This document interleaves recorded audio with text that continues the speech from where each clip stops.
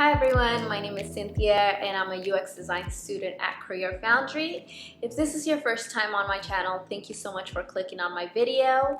And just so you know, I usually make videos about UX design and my experience as a CareerFoundry student. If you are returning to my channel, thank you so much for following my journey. I really appreciate all your support.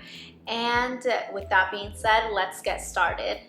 This video is definitely geared towards people that are interested in joining CareerFoundry for their UX design program.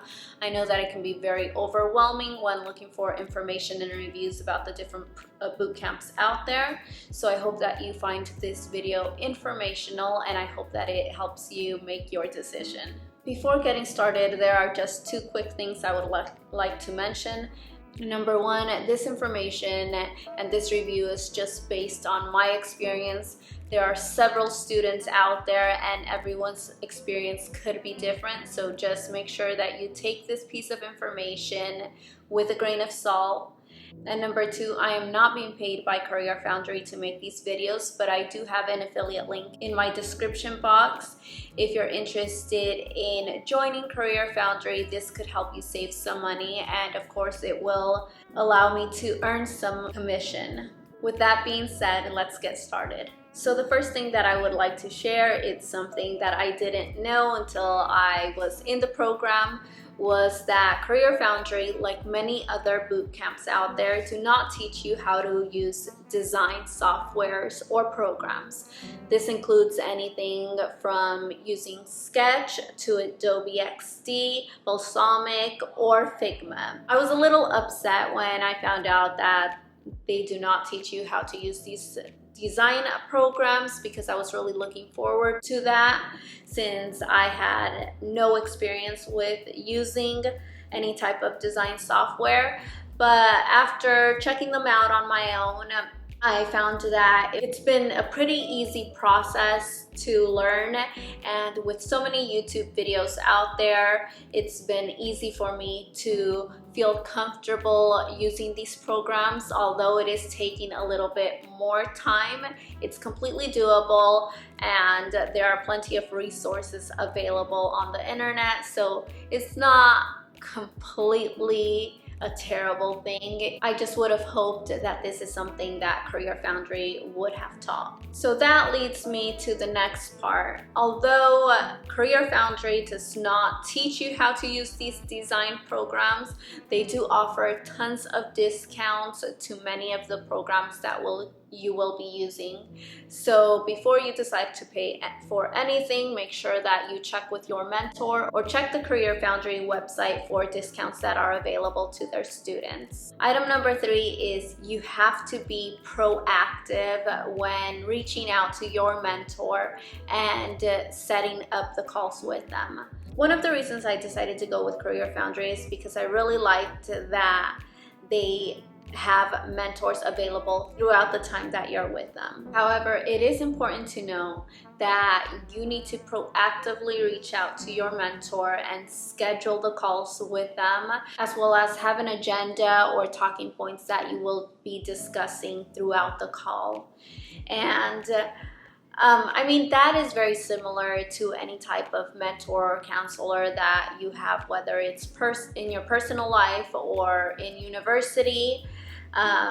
It's just honestly something that I did not think about at all. I was thinking that I would reach out to them and they would have the talking points that we would be covering since they have experience in the UX design world. But your calls will definitely be more effective if you have things that you want to cover with them instead of them leading the conversation. The next thing is that when I joined CareerFoundry, I thought that I would end up with 3 designs that I would have available to display on my portfolio.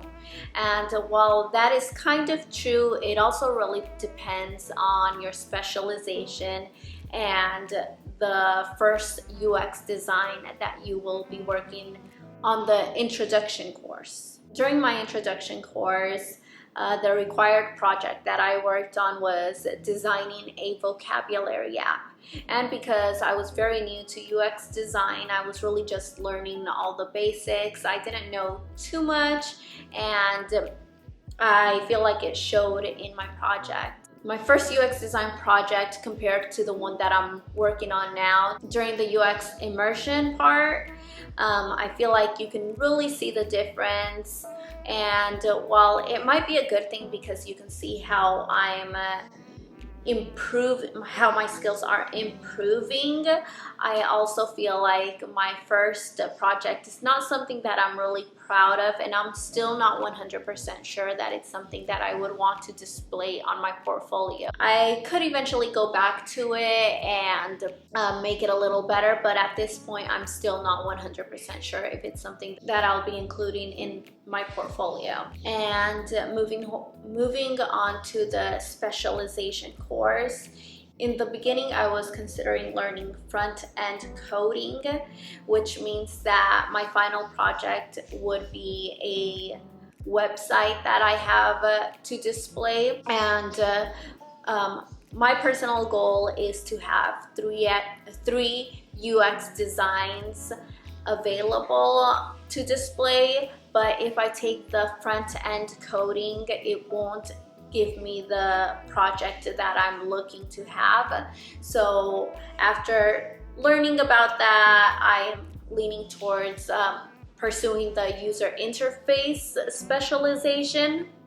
But I really wish that I would have ended up with 3 real UX design projects. So it's just something to consider when you're thinking about your specialization, and also as you're working on your first UX design project. And finally, item number 5. For me personally, when I was looking around to join a UX bootcamp, I wasn't really sure when the boot camps started, and it's not something that I asked. But later I found that CareerFoundry starts every beginning of the month and middle of the month. So when I was making my decision, I felt a lot of pressure because I thought that I was going to be missing out if I didn't enroll now. I wasn't sure when the program would be available again, but now that I have that piece of information, I think it's really important for anyone that is considering joining a program to make sure that you ask someone at CareerFoundry or whichever bootcamp you're considering. And you know, after learning that the programs could start twice a month, it really relieves some pressure, and it allows you to make a well-informed decision rather than making a rushed decision where you are not 100% sure, but you feel a lot of pressure. So I think that that's definitely important information to consider. So those are the 5 tips that I have for today's video. If you guys have found this information valuable, please make sure to give me a thumbs up on this video. And if you're interested in following my journey to becoming a UX designer, please make sure to subscribe to my channel. Thank you guys so much for watching, and I will see you guys on the next video.